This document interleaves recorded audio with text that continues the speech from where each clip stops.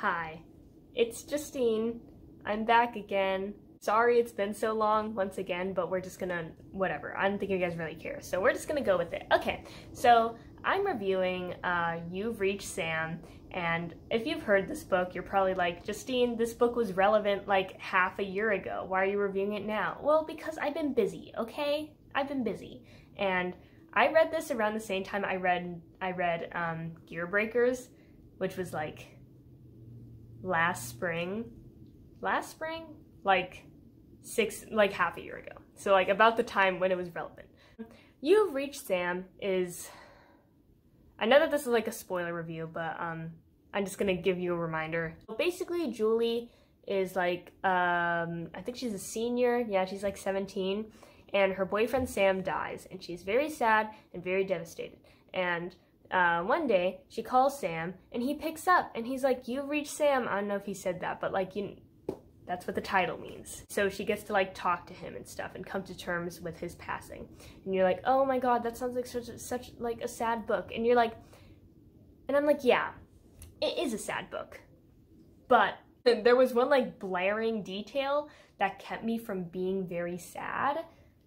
This should be like a pretty short review. I'm just gonna explain to you like I hope someone else noticed this, because I was like very concerned, that nobody was talking about it, and it honestly kind of took me out of the book because I kept thinking about it, because I was like, why? And so basically, the rules of the phone thing are pretty unclear. So in the beginning, I kind of just thought that Julie couldn't give the phone to someone else. Like if she gave the phone to someone else, they wouldn't be able to talk to Sam, and that's why she wasn't giving the phone to like the rest of Sam's loved ones to like talk to him.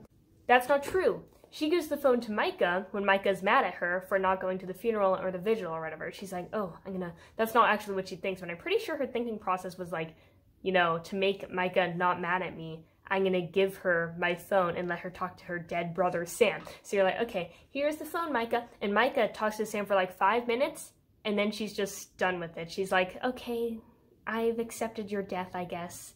Here's the phone back. And I'm like, hello?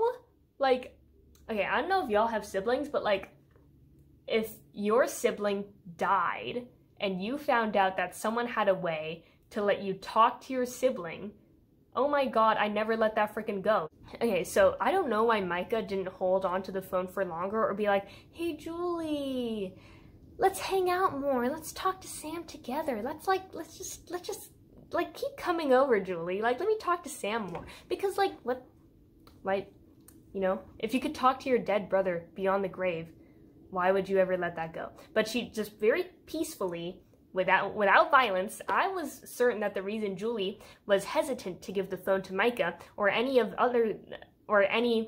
Sam's other loved ones was because she like didn't want them to fight her for the phone. I'm like, okay, that's a reasonable reason, you know? Like, you want Sam to yourself, and that makes sense to me, you know? It would make her like a less likable character, but I really enjoy morally gray characters, and I honestly feel like that's a reasonable thing to do, like not give the phone to the rest of Sam's loved ones, because you're like, well, I want to talk to Sam, and you're like, okay, that honestly makes sense, good for you. I mean, not good for you, that's a bad thing to do, but like still.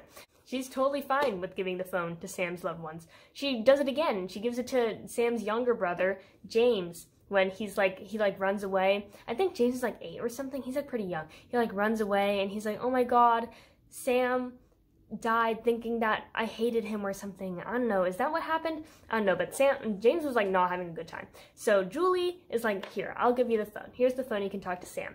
And I was like, oh my god, Julie, this isn't like a well-adjusted teenage girl like Micah. This is like a little boy. He's gonna want to keep the phone, you know? Like you gotta watch yourself. You gotta fight for your phone back. So she gives the phone to James, and James just talks to Sam for like 1 minute, and then peacefully, without a fight, gives the phone back, just like Micah did.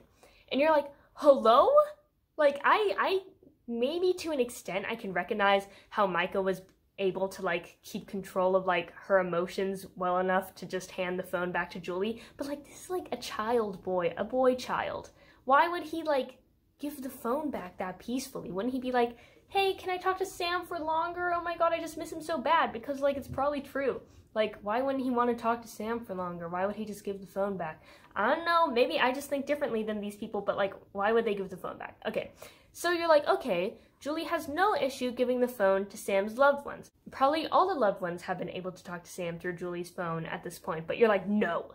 Because before the Micah and the James call, I think it was before then, she is with Oliver, Sam's friend, at Sam's grave, right? And they're sitting there, and Oliver confesses to Julie. He's like crying. Oliver is crying. And he confesses to Julie that he was in love with Sam. And you're like, oh my God. And Julie realizes this too. Julie's like, oh my God, Oliver had the same feelings for Sam as I did. And they, like, later on they form a camaraderie over this. But you're like, yes, Julie recognizes this. And Julie can recognize how torn up she is about this, you know? She's like, she's having a really tough time after Sam's passing because she loved him so much. So you're like, okay, well, Oliver, like, loved Sam just like Julie loved him. So wouldn't Julie be like, well, Oliver also deserves to talk to Sam over the phone? Oliver's like in the fetal position crying next to his grave like, oh my God, I miss talking to Sam so much. And you're like, oh my God, Julie, give Oliver the phone. But she doesn't even think about giving Oliver the phone. She's just like, damn, that really sucks, Oliver. If only you could like talk to him again. That really, really sucks. If only I knew a way for you to be able to talk to him again. And she's just sitting there like holding her phone. Like, Sam's in your freaking phone. You could give the phone to Oliver and let him talk to Sam, but she doesn't. She doesn't even think about it. And like, that's why I assumed that she already knew that there was a rule where you couldn't give the phone to someone else to talk to him. Or I assumed that like she was worried that Oliver was going to fight her for the phone. But like, she didn't even think about it. And then I guess Oliver just gets over it himself. And you're like, okay.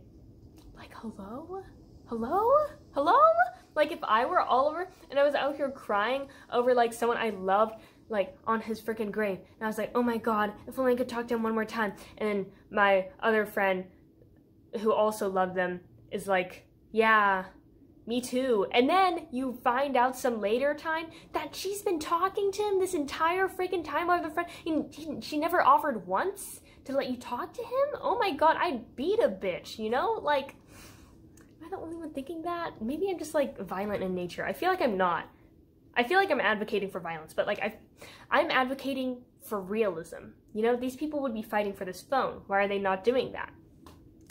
Just my thoughts. I'm not saying that I didn't like this book. I'm just saying that like this is a weird thing that hasn't been addressed by many people, and I think that's kind of weird because like, do you get what I'm feeling? You get what I'm saying? Like, once again, comment below if I'm being stupid or like if I missed a huge part of the book and you're like, oh, but there was this one part where Julie said that only people related to Sam could talk to him. Okay, also, I'm having a hard time believing that like Micah and James wouldn't have received a call from Sam. You know what I mean? Like, why is Sam calling Julie?